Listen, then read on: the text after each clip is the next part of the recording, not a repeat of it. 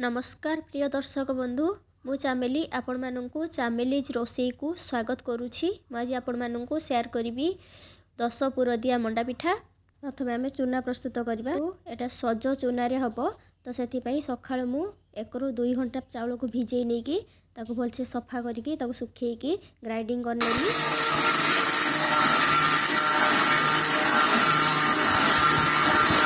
एबे मंडा पिठारे दबा पई 10 पुर प्रस्तुत करिबा। तो देखंतु सेतरे मु देली कदली, नड़िया, छेना, चेरी, काजू, किशमिश, कंदमूल, गोलमरीच, चीनी, अदा एमिति 10 रकमर देबे। देखंतु एटा ठाकुरंक पाखरे लागिबो तो सेथि पई जल्दी होबा पई मु ताको सब कंचा नड़िया को कोरेई सब छेचिकी ताको हातरे मु एमिति चकटी देली। चकुटी देकी से होइगला पूरा होइगला तो ताकू मंडा भितर दिया जिवो। जेहेतु आमे ठाकुरों पई प्रस्तुत करचंती देखंतु मैं एठी चुली लगेकी चुली रे गोटे पितल माढ़िया बा तसला नेकी सेथरे मु करूची। तो देखंतु पानी एठी फुटी आसलानी तो आमे चूना पकेइबा। देखंतु मैं एठी पानी रो टिके चूना को गोळेई नेची तो पानी रो फुटुथिला पानी रे सुखिला चूनाटा पकेइले ता बिंडा बिंडा हो जाए। तो सेति पे मु आगे टे गोळेई नेची ताको ढाळी देबी।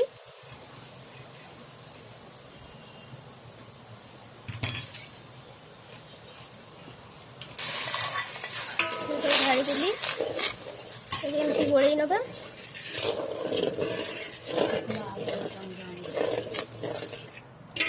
तो तापरे आमे चूना पकेइबा। चूना पकेले आउ चूनाटा एते बिंडी बिंडी हबनी।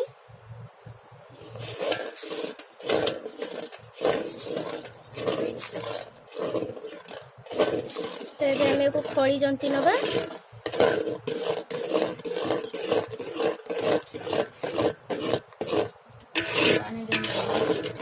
बेटी धड़ा चाउल नेची माने सूर्यकांती चाउल रे करछि तो ठाकुरन पई हबो तो सेत पई देखु धड़ा देखा होछि चूनाटा।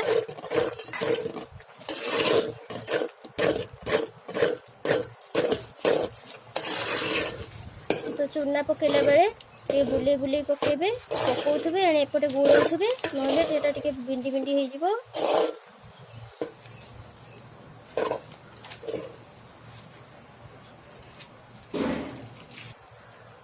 देखंतु एबे हमरो खड़ी हे जाईची जंती हे जाईची।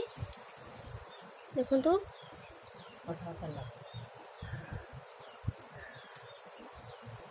देखो हो जाइए आ हाथ को अठा अठा लगु ना। जेहेतु आमे ठाकुरों पई एटा बनाउचंती तो सेथि मु पित्तल खड़िका आ पित्तल तसला रे बनाउची। तो आपण माने चाहिले जे कोनोसी जगह रे करि परिबे आपण के इच्छा रे। ठाकुरों पई बनाउथबारु मु एठी चुली रे बनाउची। देखंतु मु एठी पित्तल थाली नेची ता देरे कदली पत्र रखली। तो आमे से खड़ी की आमे यादे रखिबा बाहर करनबा यादे को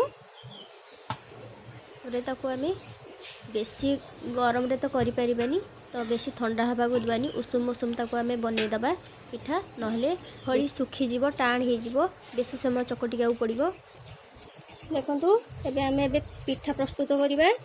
तो देखंतु मु एठी मंडा पिठा बनैया पई तो माने ना इडली छांच नेछि ना किछि पानी कपड़ा फपड़ा बांधीची किछि भी करिनी खाली सेई हंडा रे पितल हंडा रे पानी टिके देछि तो कदली पत्र दे दीची तापरे हमें मंडा को जो मंडा प्रस्तुत करछन ताको रखि दबा। तो घोड़े देले से बांफरे से मंडा पिठाटा सिझी जीवो।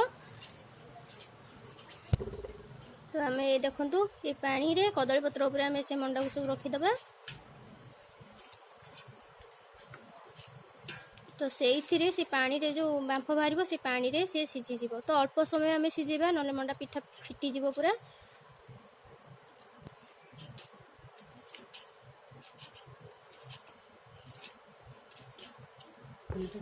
तो एबे हमें 5 मिनिट पे घोड़े नबा तो सेई घरे से हे जिवो सिझी जिवो पिठाटा। तो हमें एबे खोलिबा देखिबा पिठा हेलानी कि नहीं।